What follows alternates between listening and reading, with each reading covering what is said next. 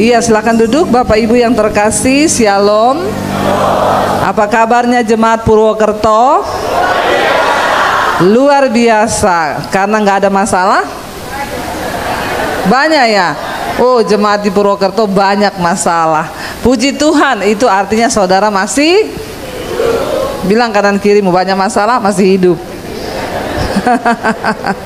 Ya, kita bersyukur saudara. Saya tadi melihat di gereja ini sebelum mulai ibadah ada pengakuan iman. Ya, pengakuan iman itu baik sekali ya. Aku percaya kepada Tuhan, aku percaya pada Yesus Kristus, aku percaya bahwa Alkitab adalah firman Tuhan.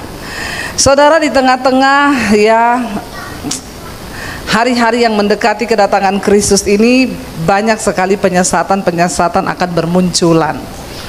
Ya, dan ya banyak orang yang terseret ya. Sampai kadang saya juga bingung, kok bisa ya tanpa sesuatu yang gak masuk akal itu dipercaya sama orang ya, bahkan yang bertentangan dengan firman Tuhan. Tapi hari ini saya ingin kita sama-sama belajar firman Tuhan. Hari ini firman Tuhan terambil dari 2 Timotius pasal yang kedua. Saya mau tanya dulu, yang sering mendengarkan khotbah-khotbah saya berapa banyak? Angkat tangan. Oh, puji Tuhan, hampir semuanya ya. Yang belum tolong subscribe ya channel saya Debbie Basir TV ya.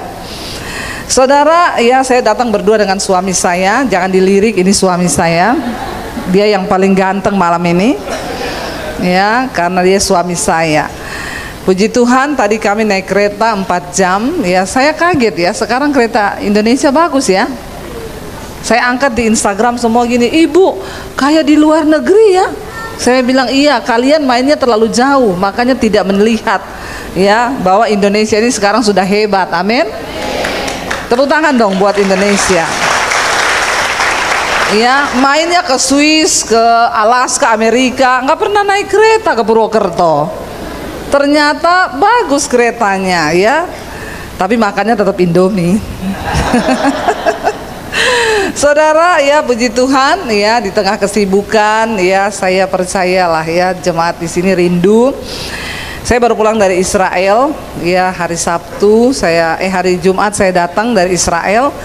Berangkat ke Israel itu perjuangan iman ya, saudara sudah lihat kesaksiannya dan di YouTube saya juga ada. Jadi ini grup reschedule dari tahun lalu. Tahun lalu itu mau berangkat, tiba-tiba Israel diserang oleh ya teroris dari Gaza. Lalu dari Hamas, kita di reschedule, pesawatnya tidak berani masuk ke Israel, di reschedule sampai tahun ini. Tahun ini dapatnya itu kemarin itu saudara, 2 hari sebelum berangkat ya, karena kami pertama itu naik dulu, yang 2 tahun lalu saya berangkat naik pesawat Oman. Waktu sudah mau terbang pesawatnya rusak, jadi nggak jadi berangkat. Tunggu diperbaiki dulu 1 malam. Ketika sudah diperbaiki pesawat, waktu mau terbang peserta bertanya, ini pakai pesawatnya sama? Sama. Aduh, kita nggak berani, kalau rusak di udara bagaimana? Ya, kalau mobil rusak bisa berhenti di pinggir jalan. Nah, dan ini kerusakannya pesawat waktu itu adalah error sistem. Jadi bukan businya yang rusak terus diganti, bukan, sistem komputerisasinya error. Makanya takut toh, itu kan kadang diperbaikinya nggak sekali 2 kali kan. Jadi waktu itu 6 orang batal, nggak jadi terbang. Tapi puji Tuhan yang lainnya terbang. Tetap lihatnya gini, ada suaminya Bu Debbie di dalam pesawat, ada anak-anaknya Bu Debbie. Nggak mungkin matilah kita. Ini jemaat nih kadang-kadang nitip-nitip iman juga ya. Jadi mereka berani terbang. Saya bilang sama travelnya akhirnya, yang besok kita berangkat jangan pakai Oman. Nggak apa-apa pakai pesawat agak mahal, tapi aman.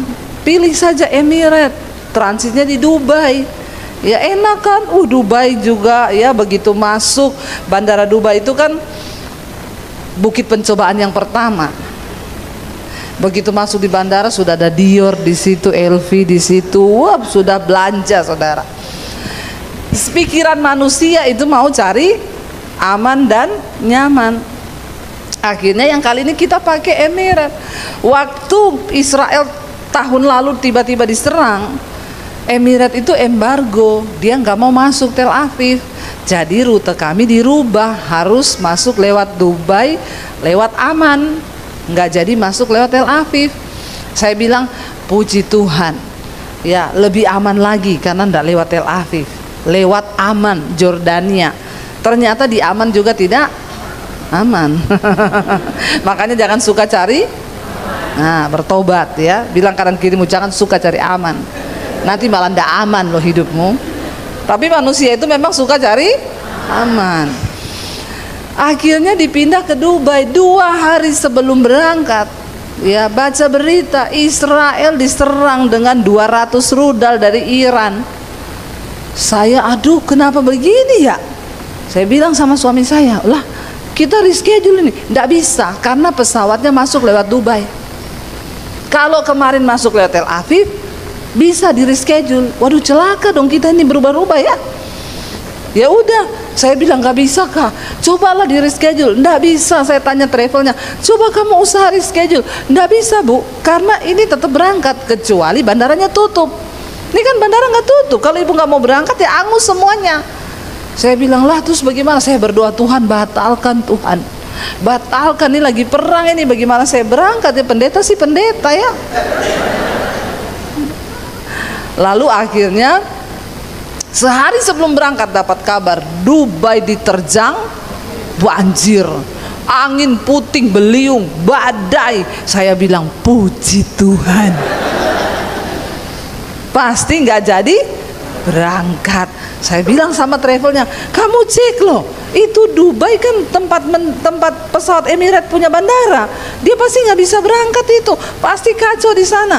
Sudah Abu, nih semua sudah diatur, tetap on schedule. Sampai hari ini nggak ada perubahan dari tiket. Jadi kita tetap berangkat, tetap. Dalam hati saya cilaka 12 pas.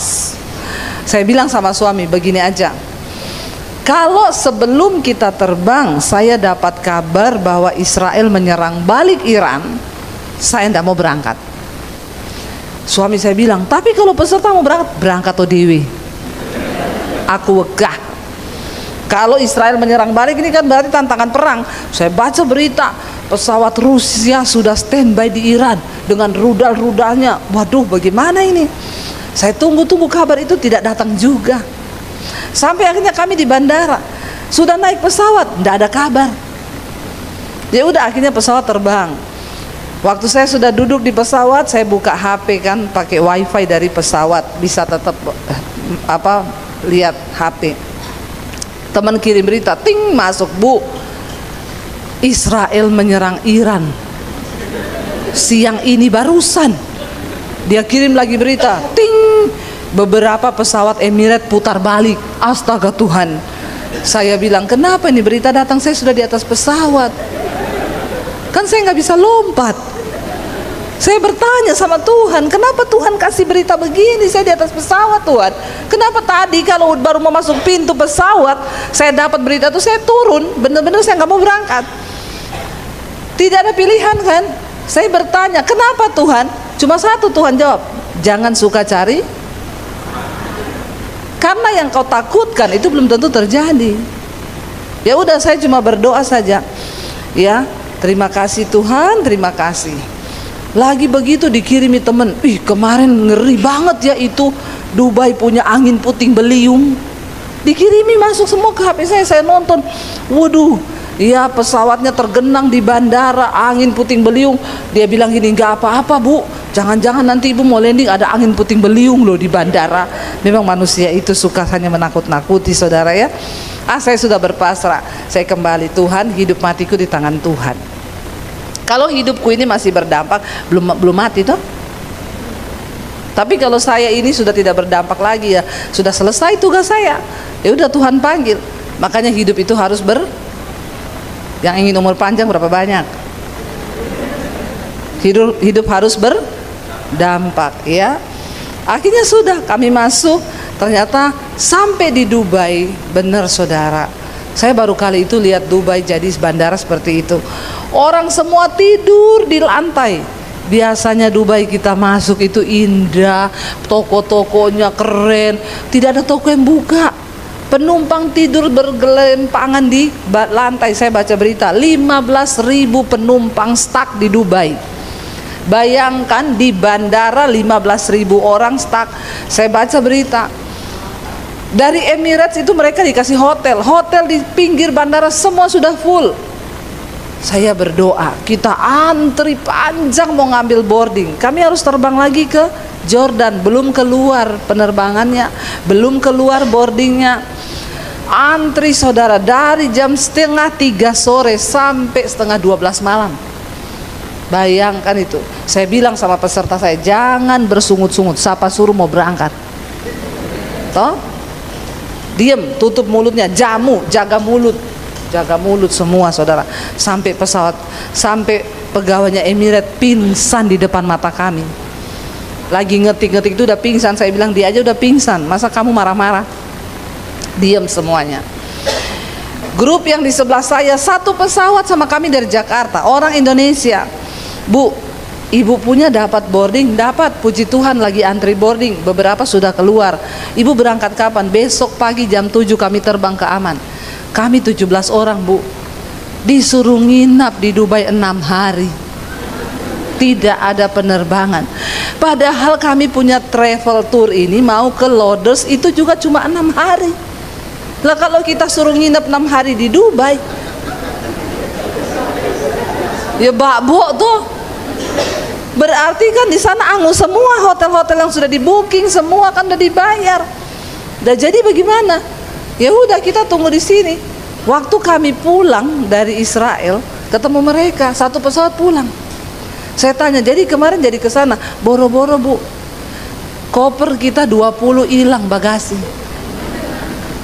Bersyukur saya satu grup saudara 70 orang semuanya terbang, tidak ada bagasi yang ketinggalan, tidak ada yang tertukar, tidak ada yang hilang. Kita masuk Israel, jangan tepuk tangan dulu pak, sabar. Sabar, dibilang jangan tepuk tangan malah tepuk tangan loh. Piye yo. Saudara, kita masuk Israel, cuma kita satu-satunya grup yang datang ke Israel. Biasanya di setiap tempat itu ribuan orang ngantri mau foto itu di kuburan Yesus. Saya selama bolak-balik ke Israel belum pernah masuk ke kuburan Yesus itu karena males, orang ribuan di situ antri kan. Judis dibilang lagi, 1 menit toh berdiri depan kubur foto cepat, satu detik. Kemarin sampai berjam-jam dalam kuburan, nggak ada yang usir saudara, karena cuma kami.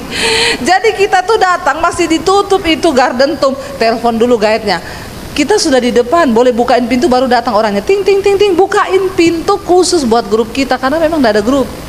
Semua tempat bener-bener kita VVIP, nggak ada orang, cuma kita. Ya, tidak terjadi apa-apa. Orang tanya, bu, bagaimana di sana perang? Nggak ada rudal, nggak ada. Kita nggak ketemu apa-apa. Makanya saya bilang saudara ya, seringkali kita ini sudah ketakutan, padahal ketakutan itu tidak terjadi. Ya, satu-satunya cara kita bisa tolong Israel, berangkatlah saudara ke sana. Saya nanti Oktober berangkat lagi saudara ya. Jadi kalau ada jemaat Misbah Doa yang mau ikut, bisa ikut saya ya. Ya boleh, itu anginnya dikasih ke saya ya. Memang sekarang ini panas. Tadi saya datang, kata bapak Purwokerto panas bu. Saya bilang bukan cuma Purwokerto ini pak yang panas, seluruh dunia panas karena neraka mulai terbuka. Sudah akhir zaman ya, jadi semua sudah mulai terbuka. Nah saudara, menjelang akhir zaman itu akan banyak penyesatan. Saya pengen kita baca 2 Timotius pasal 2. Di sana ayat 14 mulai. Kalau saudara punya Alkitab yang ada perikopnya, di sana judul perikopnya adalah apa? Nasihat dalam menghadapi pengajaran yang sesat. Ya. Jadi ternyata sejak dari zaman dulu itu pengajaran sesat, ajaran sesat itu sudah ada. Ya, tetapi Alkitab memberikan kita langkah atau tips untuk kita ini ya mengantisipasi pengajaran sesat itu. Nggak usah lihat sana, lihat sini saja. Jangan gagal fokus ya. Ayat 14 berkata begini saudara, kita baca. Ingatkanlah dan pesankanlah semuanya itu dengan sungguh-sungguh kepada mereka di hadapan Allah, agar jangan mereka itu bersilat kata, karena hal itu sama sekali tidak berguna, malah mengacaukan orang yang mendengarnya. Hari-hari ini Kristen progresif, orang bisa selamat tanpa Yesus, ya. Alkitab itu bukan firman Tuhan, ya. Tidak ada sorga, tidak ada neraka. Jadi enak ya, tidak ada neraka, bebaslah bikin dosa saja toh. Mau kawin cerai, mau homo, mau lesbi, silakan aja, karena tidak ada neraka. Semua diputar balikan. Ayat ini berkata, ingatkan dan pesankanlah semuanya itu dengan sungguh-sungguh kepada mereka di hadapan Allah, agar jangan mereka itu bersilat kata, karena hal itu sama sekali tidak berguna, malah akan mengacaukan orang yang mendengarnya. Ayat 15, usahakanlah supaya engkau layak di hadapan Allah sebagai seorang pekerja yang tidak usah malu untuk berterus terang memberitakan perkataan kebenaran itu. Rasul Paulus menasihati anak rohaninya Timotius, ya. Dia bilang, satu hal yang harus kamu usahakan adalah supaya kita ini berkenan dan layak di hadapan Tuhan. Jemaat ingat baik-baik, nasihat ini juga datang buat saudara dan saya. Apa yang harus kita kejar hari-hari ini? Nggak usah kejar karunia, nggak usah kejar apapun, tapi mari kita kejar perkenanan Tuhan agar hidup kita ini senantiasa layak. Buat apa kau pelayanan kalau kau tidak mengampuni saudaramu? Ada loh orang itu, saudara, pinter khotbah, ya, punya karunia, punya jabatan di gereja, tapi nggak bisa mengampuni keluarganya. Itu udah sesat, saudara, ya. Kau tidak berkenan di hadapan Tuhan. Sebenarnya sesat itu apa? Ya, sesat itu melenceng dari kebenaran. Jadi kalau Yesus ajari kita harus mengampuni, terus kita tidak mengampuni, kita sesat enggak? Sesat, kau salah jalan. Walaupun kau masih Kristen, kau masih pelayanan, ya mari kita cek setiap hari mau tidur malam, Tuhan, aku ini ada ganjelan enggak ya sama orang? Kalau saya itu marah sama seseorang, ampuni saya Tuhan, ampuni. Kan begitu, saudara. Tapi orang Kristen sekarang itu, ya, dia musuhan sama mertuanya, musuhan sama ya menantunya, musuhan sama saudaranya. Bahkan ada beberapa udah pelayanan di gereja, tapi nggak bicara, nggak omongan, nggak mengampuni. Terus mau ngapain kita ini? Kita kan nggak layak di hadapan Tuhan, toh? Ya, mari kita kejar perkenanan Tuhan. Saya selalu bilang, yang masuk surga itu bukan pendeta. Ya, bukan juga jemaat. Siapa? Orang yang berkenan kepada Tuhan. Ya, nggak usah kejar apa-apa, tapi usahakanlah supaya engkau layak di hadapan Allah.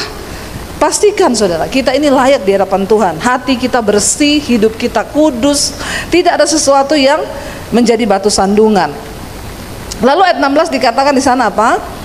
Tetapi hindarilah omongan yang kosong dan yang tak suci, yang hanya menambah kefasikan. Sekarang itu kalau ngomong-ngomong nggak penting, nggak usah ngomong, amin. Ya, apalagi kalau berteman sama penggosip, nggak usah, amin. Kurang-kurangilah, ya. Jangan, saudara. Saya itu juga ya, Bu, saya dengar loh tentang ibu. Dengarnya baik atau buruk? Buruk. Ceritain apa yang kamu dengar tentang saya. Panjang. Jadi nggak bisa lewat telepon. Terus kita sambil ngopi lah, Bu.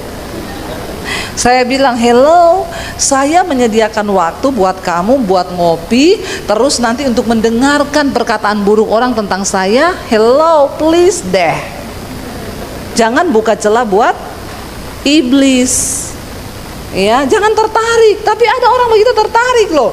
Dia ngomong apa? Ya udah, sekarang saya ganti baju deh, kita ketemu ya. Ngapain, saudara? Itu omongan-omongan yang hanya menambah kefasikan. Saya bilang, maaf, saya nggak punya waktu. Mending waktu saya pakai buat syuting. Saya menjadi berkat daripada buat dengerin ceritamu itu yang hanya menambah kefasikan. Enggak, kamu kan kenal saya, kamu percaya omongan orang, silakan aja. Ya, ingat loh, saudara, kita Tuhan kasih 2 tangan, cuma buat tutup kuping kanan dan kiri. Kalau dikasih 3 tangan, 1 buat tampar mulut orang. Tapi karena tangan kita cuma 2, jadi nggak boleh. Amin. Tutup kuping kanan kiri aja. Hidup ini begitu. Saudara Berbuat baik diceritain, saudara ndak berbuat baik juga diceritain. Contoh nih ya, saya boleh, itu horor sih kalau kita tiba-tiba ada orang WA lama nggak ketemu terus tiba-tiba hai say. Itu adalah paling horor.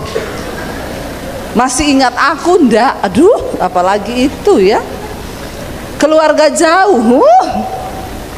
Ih, sekarang sukses ya, luar biasa ya. Itu horor sih. Buntut-buntutnya apa?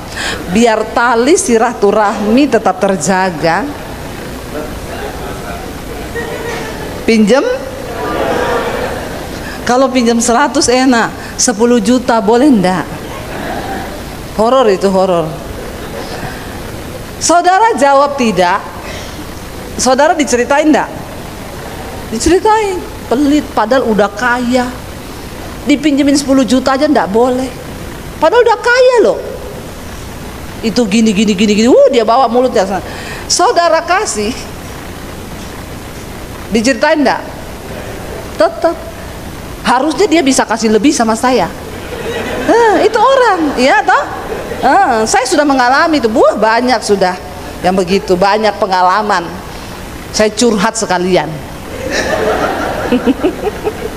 Banyak. Dipinjam 10 juta, ngasihnya 10 juta loh. Sebenarnya kan dia bisa ngasih 20 juta kalau dibandingkan dengan kekayaannya. Ember enggak? Ember. Dulu kita menangis, di mana lu? Bener enggak saudara? Itu manusia. Saudara baik diceritain. Karena dia punya standar. Standarnya dia untuk mengukur kebaikanmu. Kita tolong A, dia maunya sampai Z. Nggak akan pernah ketemu. Makanya jangan hidup menyenangkan orang lain. Mari senangkan Tuhan.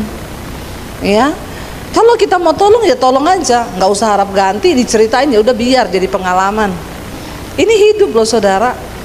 Jangan kau mau memberi telingamu untuk mendengarkan hal-hal yang negatif, ya, yang hanya menambah kefasikan. Dikatakan hindarilah omongan yang kosong, yang tak suci, yang hanya menambah kefasikan. Perkataan mereka itu menjalar seperti penyakit kanker. Di antara mereka termasuk Himeneus dan Filetus. Ini peringatannya Rasul Paulus. Jangan, ini membawa kesesatan di dalam gereja ya. Makanya kalau ada orang bergosip, tahu nggak, hindari itu cepet-cepet. Jangan deket-deket ya. Ayat 18, yang telah menyimpang dari kebenaran dan mengajarkan bahwa kebangkitan kita telah berlangsung dan dengan demikian merusak iman sebagian orang. Pada zaman itu kesesatan sudah terjadi. Kesesatannya apa? Bukan Kristen progresif. Sebagian daripada pengajar itu mengajarkan bahwa kebangkitan kita sudah berlangsung. Padahal Alkitab berkata kita nanti dibangkitkan bersama-sama. Orang mati dan orang yang masih hidup sama-sama akan dibangkitkan nanti pada saat Kristus datang. Ini juga penyesatan. Dia bilang sudah bangkit. Tapi kita lihat di sini saudara. Hari-hari ini rasanya orang-orang itu merasa ini yang benar, itu yang benar, pengajaran mereka yang benar. Kita lagi dengar pengajaran hyper grace, ya. Aduh, ya jangan, enggak usah dengar Bu Debbie itu pendeta perjanjian lama, ya. Nakut-nakuti orang bisa masuk neraka, bisa terkutuk. Loh, pendeta perjanjian lama. Kita baca Alkitab sampai hari ini tuh untuk kita belajar. Dari perjanjian lama kita belajar sifat Allah, bahwa Allah itu menghukum. Kalau ada dosa ya dihukum. Jangan lupa Tuhan tuh nggak berubah loh. Amin. Dia sifatnya tetap sama.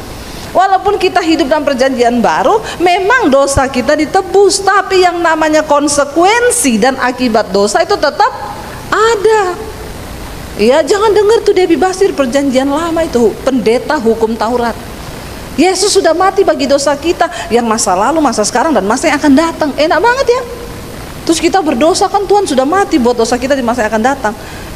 Alkitab bilang kalau kita nih dengan sengaja setelah menerima percikan darah anak domba, lalu dengan sengaja kita hidup lagi dalam dosa, tidak ada lagi pengampunan loh. Darah Yesus tersedia bagi dosa yang kita nggak sengaja, bukan yang kita sengaja bikin dosa. Itu namanya kita ya bebal saudara. Tapi ayat 19 berkata begini, ini harus kita pegang, baca bersama. Tetapi dasar yang diletakkan Allah itu apa? teguh dan materainya ialah Tuhan mengenal siapa kepunyaannya, dan setiap orang yang menyebut nama Tuhan hendaklah meninggalkan kejahatannya. Di antara semua yang hadir ini, ya, mungkin tidak semua bisa masuk surga, tidak semua. Tapi yang pasti di antara kita semua yang hadir malam ini, Tuhan itu tahu siapa milik kepunyaannya. Jangan terlalu pede merasa, saya ini anak Tuhan loh, Tuhan tuh mengenal aku loh, Tuhan tahu siapa aku. Jangan terlalu pede saudara, karena belum tentu kita mengenal Tuhan. Tapi apakah Tuhan mengenal kita? Ya, kayak yang saya cerita, saya naik Grab pelayanan. Pagi-pagi naik Grab dari Jakarta Selatan saya ke daerah Jakarta Pusat. Cari Grab, dapat sopir Grab badannya tatoan semua. Ibu mau kemana? Pagi-pagi begini jam 6 mau ke gereja. Jauh amat dari Jakarta Selatan ibu ke Jakarta Pusat, nggak ada gereja yang dekat kah? Saya ini pendeta, makanya saya mau khotbah, itu diundang di situ. Oh ibu pendeta, saya juga Kristen loh bu, sama loh kita. Oh kamu Kristen, puji Tuhan. Kamu nggak ke gereja? Oh dia bilang gini, ke gereja? Buat apa bu ke gereja? Ya cari Tuhan lah. Dia ketawain saya saudara. Tuhan kok dicari-cari. Terus saya bilang, oh jadi nggak perlu cari Tuhan? Nggak usah lah bu, saya nggak pernah cari-cari Tuhan. Kenapa? Tuhan ada di hati. Saya agak malu loh saudara, malu loh saya. Saya ini hamba Tuhan, lalu dipermalukan sama ya sopir Grab yang badannya tatoan, yang ketawain saya, ngomong Tuhan kok dicari-cari. Saya nggak pernah cari-cari Tuhan bu. Kenapa kamu nggak cari Tuhan? Tuhan di hati. Berarti ibu pendeta nggak yakin kalau Tuhan di hati. Wah saya keskakmat saudara.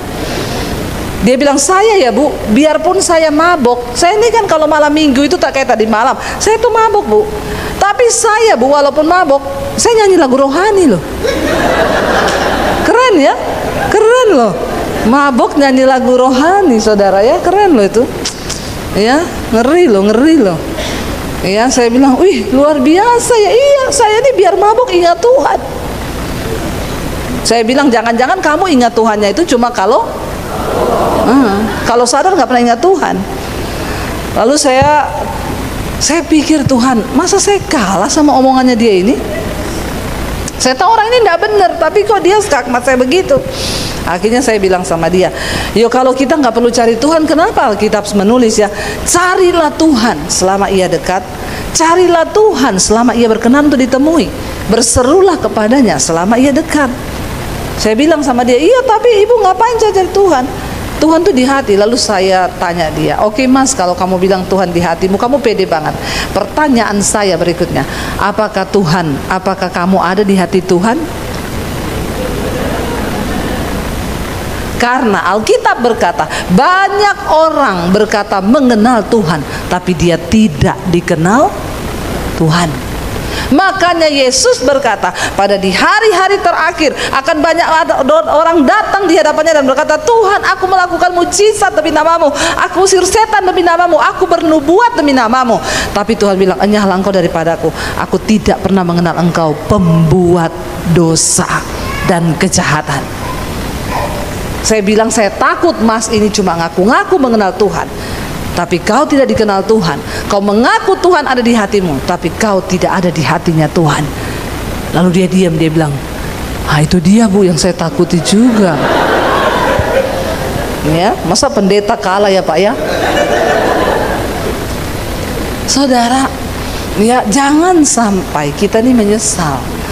Alkitab dengan jelas berkata di sini, saudara, firman Tuhan bilang, Tuhan itu, dasar yang diletakkan Allah itu teguh, dan materainya ialah, ini loh, materainya itu ialah Tuhan itu mengenal siapa milik kepunyaannya, dan setiap orang yang menyebut nama Tuhan itu hendaklah meninggalkan kejahatannya. Walaupun pemain keyboard, pemain drum, pemain gitar, pemain bass belum tentu dikenal Tuhan. Walaupun pengkhotbah belum tentu Tuhan mengenal saya. Materainya itu apa, saudara? Tuhan yang kenal kita loh. Walaupun pendetamu kenal kau, belum tentu Tuhan kenal kau. Jaminan apa untuk supaya kita dikenal Tuhan? Jelas ayat ini berkata, setiap orang yang menyebut nama Tuhan hendaklah apa? Meninggalkan kejahatan. Itu materainya. Kalau kita hidup dalam kekudusan, kita membuang semua dosa, kejahatan yang dalam diri kita, barulah nama kita dikenal Tuhan dan tercatat di dalam buku kehidupan. Jadi main keyboard aja nggak cukup, main gitar aja nggak cukup, main bass aja nggak cukup, nari-nari di sini tuh nggak cukup. Worship leader, singer, khotbah seperti saya pun tidak cukup membuat kita dikenal Tuhan. Kalau kita nggak membuang dosa, ya maka sia-sia, saudara. Saudara sudah dengar kesaksian saya bertobat terima Yesus tahun 95, papi saya haji. Ya, dulu saya dari kecil Muslim. Ya, walaupun ada orang-orang yang memfitnah tuh nggak benar, kesaksiannya tuh bohong, itu dia nggak Muslim. Saya punya keluarga masih lengkap, kakak saya belum meninggal, masih ada semuanya. Ya, Haryanto Basjir, Ferry Basjir, Dewi Nancy Basjir, Debbie Basjir, adik saya Celi Basjir yang kecil. Kami semua Muslim dari kecil.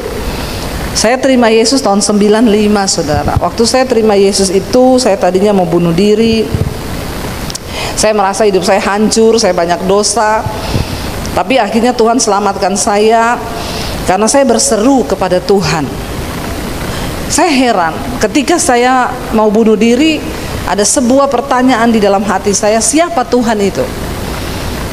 Ternyata itu dianggap Tuhan sebagai sebuah iman, karena saya ingin cari tahu siapa Tuhan.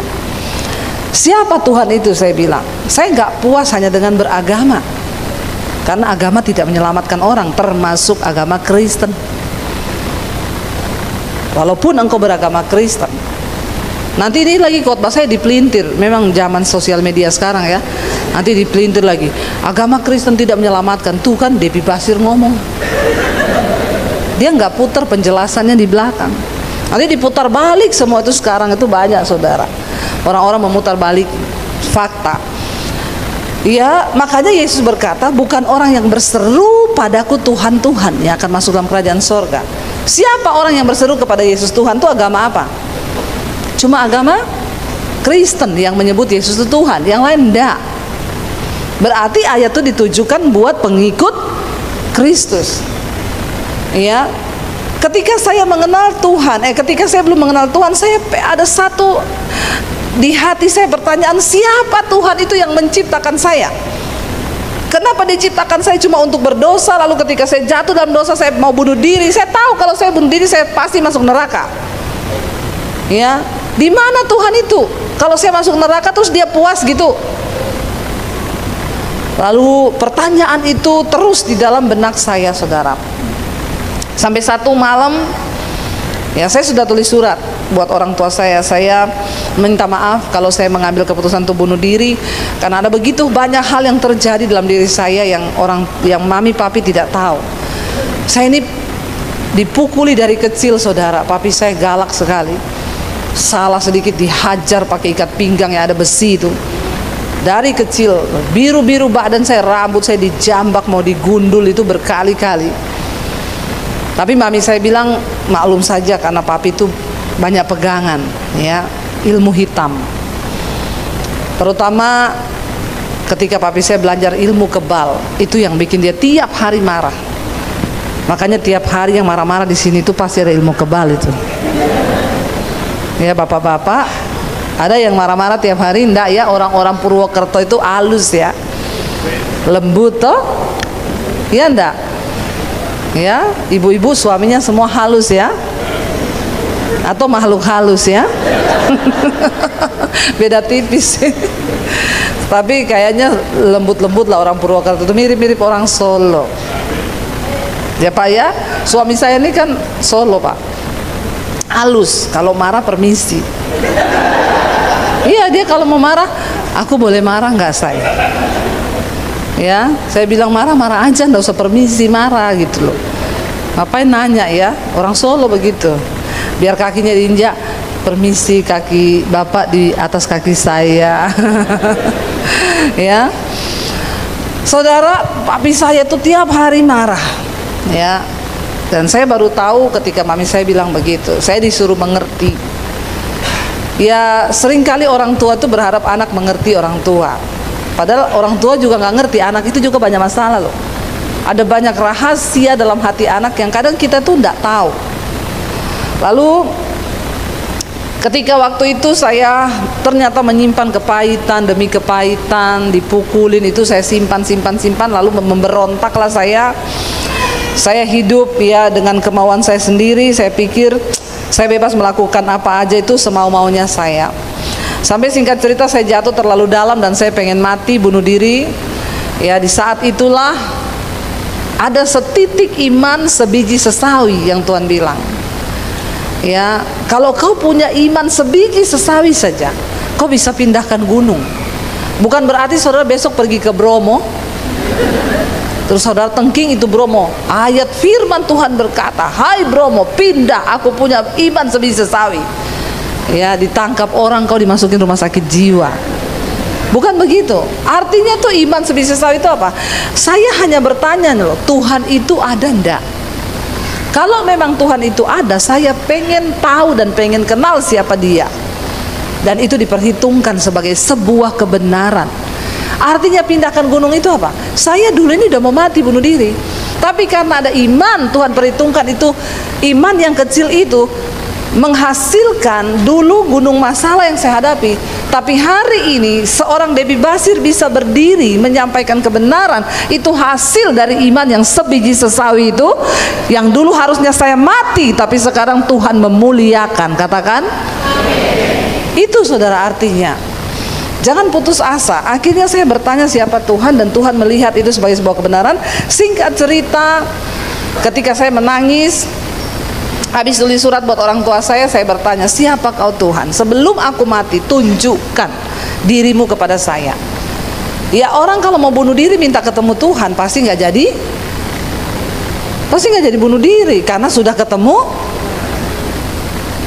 Karena kunci dari perubahan hidup seseorang itu adalah ketika dia bertemu Tuhan. Kalau ada orang Kristen yang hidupnya nggak berubah-berubah, itu saya jamin belum ketemu Tuhan. Seseorang yang bertemu Tuhan, hidupnya pasti berubah, kelakuannya pasti berubah. Ada perubahan dalam dirinya yang bisa terlihat. Tapi kalau ada orang biar pelayanan puluhan tahun, hidupnya nggak berubah, kelakuannya nggak berubah, itu belum ketemu Tuhan Yesus. Itu namanya apa? Tersesat di dalam gereja. Ya, iya. Jadi sebenarnya kesesatan itu bukan cuma Kristen progresif. Kau nggak berubah hidupmu, kau sedang tersesat loh, karena kau tidak mengerti kebenaran yang benar. Lalu ketika akhirnya saya mengenal Tuhan Yesus, singkat cerita malam itu saya dijamah Tuhan. Ya, lalu mulut saya ini nggak tahu, saya nangis sambil berseru, Yesus, Yesus, Yesus. Saya mengalami lawatan Roh Kudus malam itu. Karena Alkitab berkata tidak ada seorang pun dapat menyebut Yesus Tuhan kalau bukan karena pekerjaan Roh Kudus. Dan Roh Kudus itu datang dalam dunia ini untuk apa? Untuk menginsyafkan dunia akan dosa, kebenaran, dan penghakiman. Lalu saya mengalami Roh Kudus malam itu. Saya diinsyafkan akan dosa. Saya mengerti, oh ada kebenaran di hidup ini, bahwa akan ada penghakiman. Makanya kalau orang berkata nggak akan ada penghakiman, nggak ada neraka, nggak ada surga, itu hidupnya berarti nggak ada Roh Kudus. Kalau dia punya Roh Kudus, dia tahu akan ada kebenaran, akan ada penghakiman. Akhirnya saya mengalami perjumpaan pribadi malam itu dengan Tuhan. Nggak ada perubahan. Pertama apa? Tidak ada pikiran bunuh diri lagi. Seperti ada sesuatu yang Tuhan angkat dalam diri saya, yang ada di benak saya, yang ada di otak saya. Cuma apa? Aku pengen kenal siapa Yesus ini. Seperti perempuan yang pendarahan 12 tahun, aku harus ketemu Yesus ini, karena aku percaya asal ku jamah jubahnya aku sembuh. Seperti Sakeus yang sampai naik pohon tinggi cuma ingin bertanya siapa Yesus ini, karena dia mendengar tentang Yesus. Akhirnya saudara, saya sembunyi-sembunyi cari gereja. Dulu sebelum bertobat saya pelatih senam aerobik. Dulu saya belum banyak makan ragi. Percayalah, dulu saya langsing. Ya, tapi karena sudah banyak makan ragi ya begini, mengembang ke kanan dan ke kiri. Makanya jangan terlalu banyak makan ragi, nanti mengembang. Ya, lalu saya pergi ke gereja, saya pakai baju senam dari rumah karena saya takut ketahuan. Papi saya itu punya pedang panjang 1,5 meter di bawah kolong tempat tidur. Dia punya pistol. Saya ketakutan kalau sampai ketahuan. Saya ke gereja. Saya ke gereja pakai baju senam. Saya ikut ibadah, pulang, saya ganti baju lagi, seperti itu terus. Tapi Alkitab berkata, iman itu bertumbuh dalam aniaya dan pembacaan kitab suci. Jadi memang ternyata iman itu tumbuh kalau lagi banyak masalah. Saya doakan saudara banyak. Lo ya, sesat ini pendeta ini ya. Tapi jangan cari-cari. Nggak apa-apa, kita banyak masalah, nggak apa-apa, itu baik supaya iman kita bertumbuh. Ya, lalu akhirnya saudara, saya mulai bertumbuh di situ. Saya belajar mempraktekkan firman Tuhan, saya belajar melakukan firman Tuhan, saya belajar mengampuni keluarga saya belajar mendekatkan diri kepada Tuhan. Wah, saya sembunyi Alkitab saya di lemari, besok saya pindah di bawah kolong, besok saya pindah di toilet, karena saya takut ketahuan papi saya. Karena dari kecil saya sudah diwanti-wanti, jangan sampai kamu pacaran sama orang Kristen ya. Kalau kamu sampai menikah sama orang Kristen, kamu jadi Kristen, lebih baik papi bunuh kamu daripada kamu bikin malu keluarga. Jadi memang saya juga dari SD, SMP, SMA, saya nggak berani pacaran sama orang Kristen. Padahal kan yang ganteng-ganteng tuh cowok Kristen yang bertobat. Yang tidak bertobat sama aja kayak setan. Ya, saudara, tapi dari situ akhirnya saya mulai mengenal kebenaran itu. Saya baca Alkitab satu hari saudara, sampai 6 jam saya baca Alkitab. Tapi saya bukan 6 jam full ya. Nanti saya baca 2 jam, saya keluar lagi ngapa-ngapa, balik. Rasa lapar dan haus akan Tuhan itu di hati. Saya nggak suka lagi dugem, saya nggak suka lagi judi, saya nggak suka lagi melakukan hal-hal itu. Yang ada di benak saya tiap hari cuma pengen kenal Tuhan. Saya baca Alkitab tiap hari dengan rasa lapar dan haus. Saya dapat banyak kebenaran yang disingkapkan oleh Roh Kudus. Saya nggak bisa belajar Alkitab lewat siapa-siapa, karena saya nggak boleh ketahuan ke gereja. Jadi setiap kali saya baca Alkitab, saya dapat pewahyuan apa, saya catat di buku saudara. Sekarang sudah ada YouTube. Kebangetan kalau saudara itu nggak mau dengar firman Tuhan. Amin. Ya, saya dulu nggak ada apa-apa loh, nggak ada YouTube, nggak ada handphone. Bener-bener hanya Roh Kudus yang menjadi penolong saya. Kalau orang tanya, ibu belajar Alkitab dari mana? Dari Roh Kudus. Saya bersyukur. Makanya ketika menghadapi tantangan saya nggak kaget, karena yang saya baca itu Alkitab. Sebab banyak sekarang pendeta-pendeta yang hanya iklan tentang kekristenan. Ya, wah kalau jadi Kristen enak saudara ya. Pasti yang miskin jadi, yang naik motor jadi naik. Emang lu pikir di sorga Astra? Ya, percaya pokoknya ikut Yesus enak. Kalau saudara masih bilang ikut Yesus enak, berarti saudara belum sungguh-sungguh ikut Yesus. Karena Yesus berkata, kalau engkau ingin jadi muridku, sangkal dirimu, pikul salibmu, ikut aku. Yesus nggak menawarkan yang muluk-muluk. Marilah denganku, maka kau akan jadi enak tanpa masalah. Itu iklan. Iklan itu. Yesus bilang, ingin jadi muridku, sangkal dirimu, pikul salibmu, ikut aku. Saya mau tanya, sangkal diri itu enak atau tidak? Menyangkal diri itu enggak enak. Saya harus menyangkal saya ini bukan Debbie Basir yang dulu. Rasul Paulus bilang, aku hidup tapi bukan aku lagi yang hidup, melainkan Kristus yang hidup di dalam aku. Ya, jadi kita ini harus selalu ya melakukan firman Tuhan tuh enggak gampang dan enggak enak. Kalau saudara masih bilang enak, itu berarti engkau belum sungguh-sungguh ikut Tuhan Yesus. Mertuamu bikin jahat sama kau, kau harus balas baik. Amin. Anak-anak mantu, ya amin, jangan mertua, mantu saja. Ya, iya kan, kita ini yang nggak enak saudara. Musuh ngalah terus sama mertua saya bu. Ya, mertua saya itu aneh. Ya kalau kau ndak aneh, ndak ada orang aneh. Kita normal-normal aja. Memang kita ini berhadapan dengan semua orang aneh. Alkitab bilang manusia itu mengecewakan. Ya, tapi kalau kita nggak aneh kan nggak aneh, ya ngalah aja lah. Kalau kita mau melakukan firman Tuhan tuh pasti semua menjadi baik.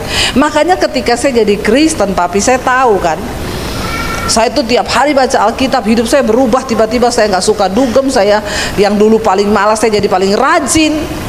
Saya berubah. Dulu saya bangun siang, begitu terima Yesus saya bangun jam 5, saya nyapu, ngepel, jadi rajin, beda banget. Ketika ketahuan saya jadi Kristen, saya minta izin, papi saya mau minta izin, mau kemana? Mau ke gereja. Yang pertama keluar dari mulut papi saya itu apa? Oh, ini penyebabnya, makanya kamu akhir-akhir ini jadi aneh. Saudara, semua orang yang berjumpa dengan Tuhan Yesus pasti jadi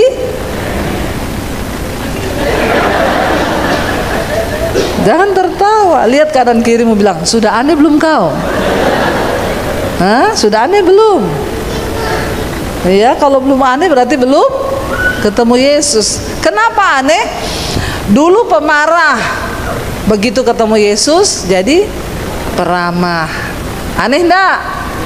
Aneh. Dulu bangun pagi, sekarang bangun pagi, ku mengucap syukur dan aneh enggak? Aneh ya, aneh loh dia tuh. Dulu marah-marah terus, sekarang nyanyi-nyanyi terus. Dulu pelit, pelitnya itu sampai melitit. Ya, ngerti enggak bahasa melitit? Tanya sama orang Solo. Kalau nyetlika itu sampai licin tuh, melitit tuh ya. Itu ya, bayangkan pelitnya itu sampai kayak gitu.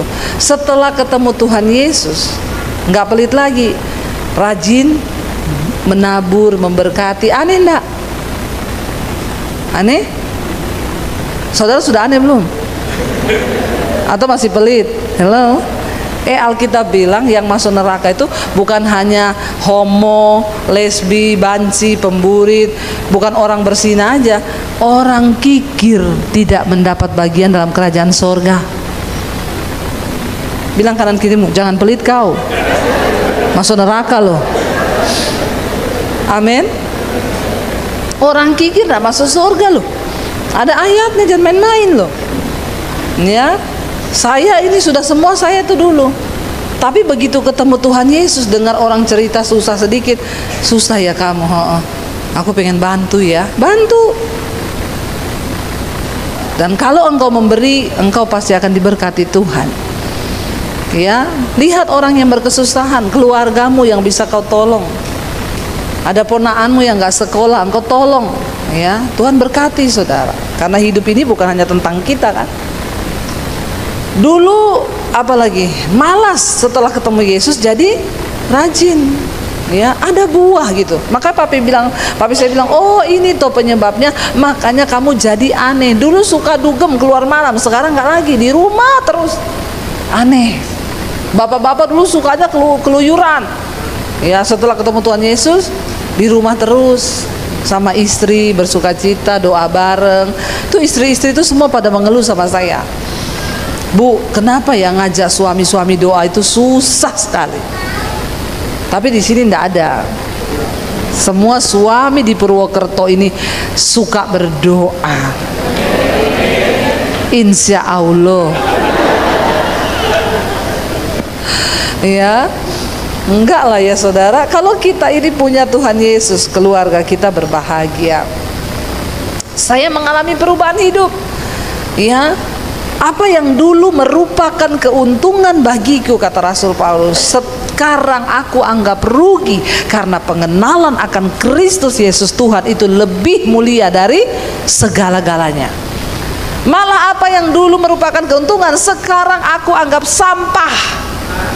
Aku tinggalkan itu karena Kristus. Yang masih suka judi, tinggalkan. Yang masih selingkuh, tidak adalah di Purwokerto orang selingkuh ya. Masa ada orang selingkuh di Purwokerto? Nggak ada toh? Nggak ada yang ngaku. Ya, hati-hati loh saudara. Kita ada di hari-hari yang terakhir ini. Tinggalkan dosa, buang semua kenajisan. Kenapa? Karena ayat tadi berkata, Tuhan itu tahu siapa milik kepunyaannya. Mau kita ngomong rohani, mau kita ngomong apa, Tuhan tahu. Soalnya sekarang tuh banyak yang aneh-aneh juga. Ada bapak-bapak selingkuh sama janda muda. Istrinya lapor ke saya, "Bu, suami saya itu selingkuh sama janda." Waktu saya tegur, dia bilang begini, Alkitab bilang kita harus memperhatikan janda-janda. Pakai ayat loh dia. Ya, saya bilang, "Ibu jawab sama suamimu, ada terusannya." Rasul Paulus bilang, perhatikanlah janda-janda, janda yang benar-benar janda yang sudah tua. Itu adalah janda. Kalau janda muda bukan diperhatikan, itu namanya nafsu. Itu kan ibadah menikahi janda muda. Itu nafsu, bukan ibadah. Kalau kau nikah sama janda tua, itu ibadah itu. Nikahi janda tua sana. Kau pelihara tuh janda tua, itu ibadah. Aneh-aneh saudara ya. Nanti kalau saya nggak perhatikan dia, siapa yang akan perhatikan dia dan anaknya? Kasihan loh, dia nggak punya siapa-siapa. Alkitab bilang kita harus mengasihi janda. Hati-hati bapak-bapak. Tuhan tahu siapa milik kepunyaannya. Anak-anak muda juga jaga hidupmu dalam kekudusan.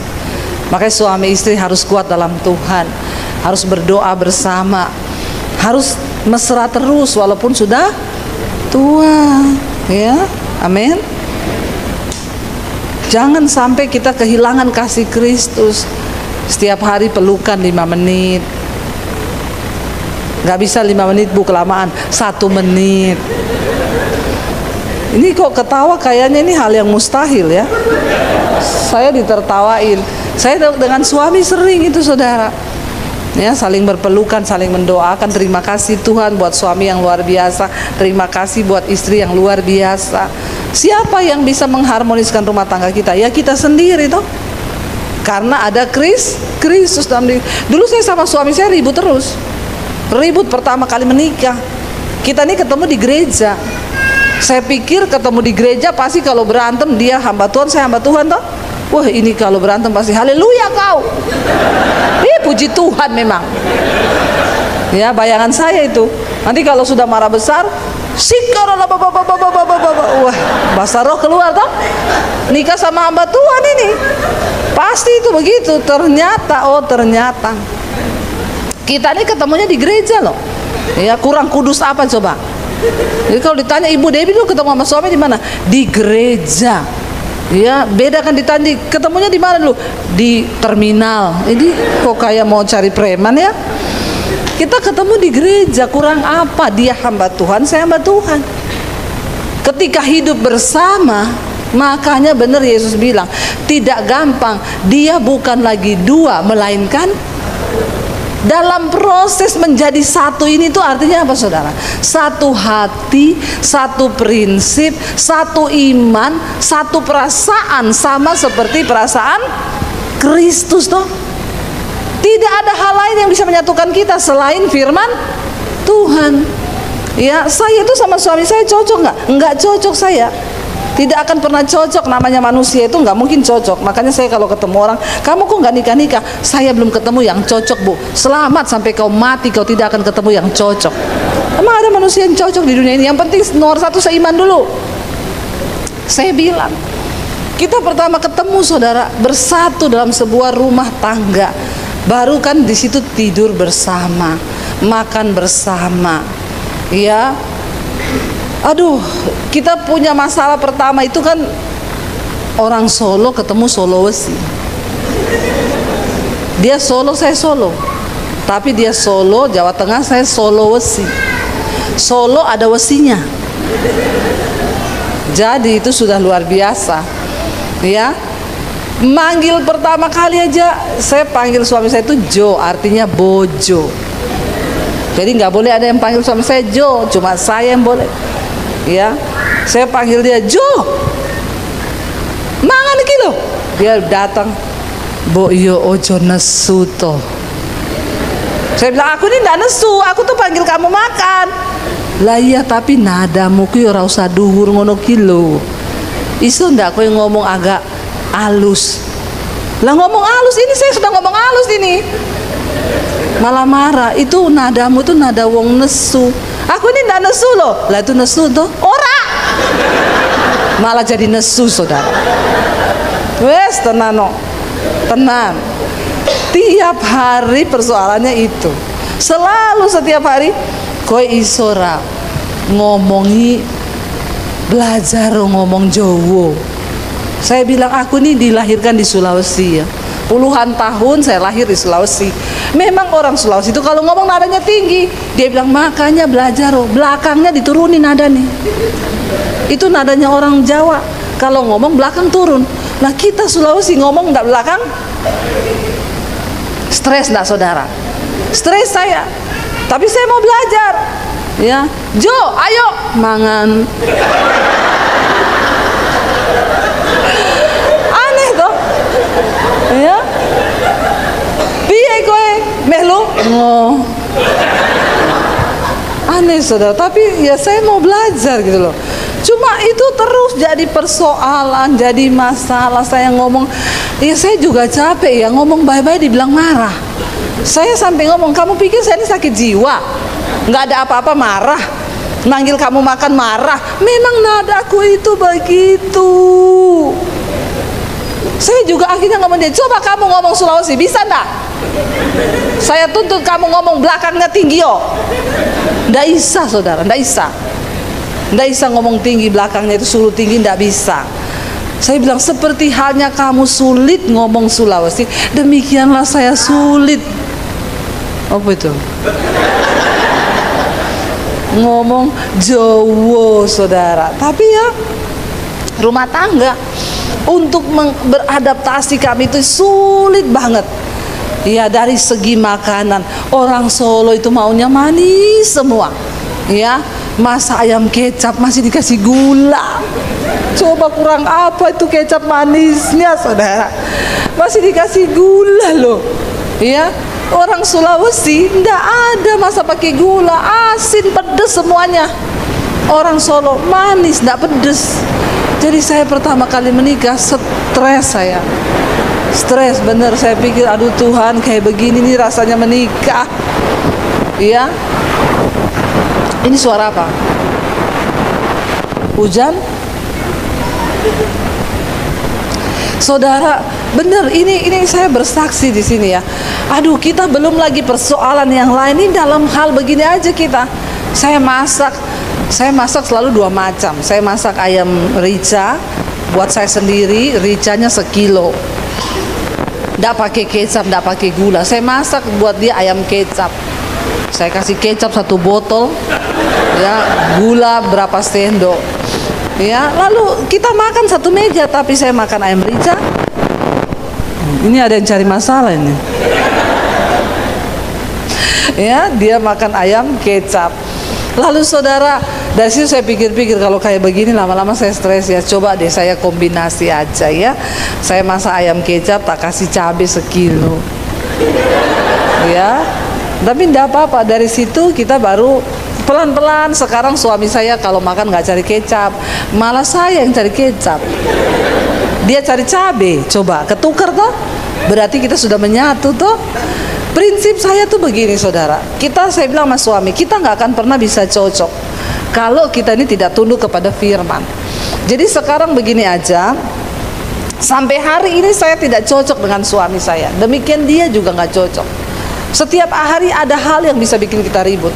Tapi ketika satu komitmen kita, ayo saya mau tunduk kepada firman, kamu juga tunduk kepada firman, maka firman ini yang akan mencocokkan kita. Amin. Ketika kita komitmen untuk hidup melakukan firman, makanya ayat tadi itu berkata, Tuhan itu tahu siapa milik kepunyaannya. Artinya ketika kita hidup menyebut nama Tuhan, maka kita harus meninggalkan semua kejahatan kita. Dalam rumah yang besar, ayat 20 dikatakan, itu bukan hanya terdapat perabot dari emas dan perak, melainkan juga dari kayu dan tanah. Yang pertama dipakai untuk maksud yang mulia, yang terakhir untuk maksud yang kurang mulia. 21, jika seseorang menyucikan dirinya dari hal-hal yang jahat, ia akan dipandang Ya, dia akan menjadi perabot rumah yang mulia untuk maksud yang mulia. Ia dikuduskan, dipandang layak, dan dipakai tuannya untuk disediakan setiap pekerjaan yang mulia. Saudara, hari-hari ini kita harus mencapai perkenanan Tuhan. Caranya bagaimana? Mari kita tinggalkan dosa. Mari kita berusaha menjadi perabot di rumah dengan tujuan yang mulia. Saya percaya saudara, tidak ada orang hebat yang dihasilkan dengan kemudahan. Waktu kita mau bergumul melawan apa? Bukan melawan tetanggamu, bergumul melawan diri sendiri, menanggalkan ego, menanggalkan amarah, menanggalkan semua kebiasaan kita untuk kita taklukkan kepada firman Tuhan. Waktu kita menjadi pelaku firman, disitulah Alkitab berkata kita ini menjadi milik kepunyaan Tuhan. Mari setiap Purwokerto ini aneh-aneh ya. Saudara, tapi menghibur ya. Itu kayaknya udah mau ngomong Bu Devi sudah habis jamnya ya. Tuh saya bingung sampai di mana tadi tuh. Saudara ya, mari kita ini kalau mau tidur malam itu loh, Tuhan ya, apa yang belum beres dari hidupku. Kita nggak tahu, siapa tahu malam ini kita udah nggak bangun, bener nggak? Jangan sombong dengan berpikir saya itu hidup masih lama. Saudara, yang namanya kematian itu bisa datang kapan saja. Tapi kematian bukanlah sesuatu yang menakutkan bagi orang yang percaya kepada Kristus. Jangan takut dengan kematian. Kematian adalah sarana untuk kita berjumpa dan bersatu dengan Tuhan. Ya. Tapi pastikan hari ini kita ini hidup layak di hadapan Tuhan. Supaya kapanpun kita dipanggil. Kalau saya bicara tentang kematian, yang muda-muda jangan melirik sama opa-opa yang rambut putih ya. Terus kau berkata kayaknya dia duluan nih. Ya, mati itu ndak lihat umur. Sekarang itu anak-anak muda itu banyak masih muda udah kena diabetes, ya udah kena stroke. Hari-hari ini banyak berita umur 20, 21 kena stroke karena kebiasaan hidup yang gak sehat, begadang, minum itu boba-boba, minum segala macam yang manis-manis. Kematian itu bisa datang kapan saja.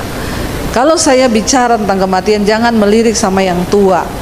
Jangan juga merasa sombong karena kau pikir saya ini sehat. Kolesterol saya tuh terus Bu, saya kontrol.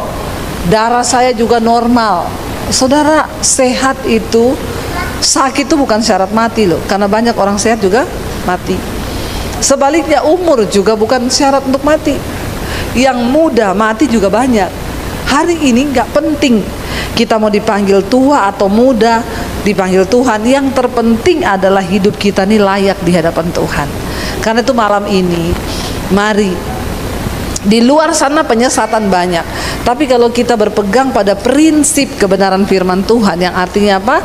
Hidup kita harus berubah, hidup kita harus bertobat, dan yang terpenting pegang satu hal, kita harus hidup dalam kekudusan. Sebab ayat tadi bilang Tuhan tahu siapa milik kepunyaannya.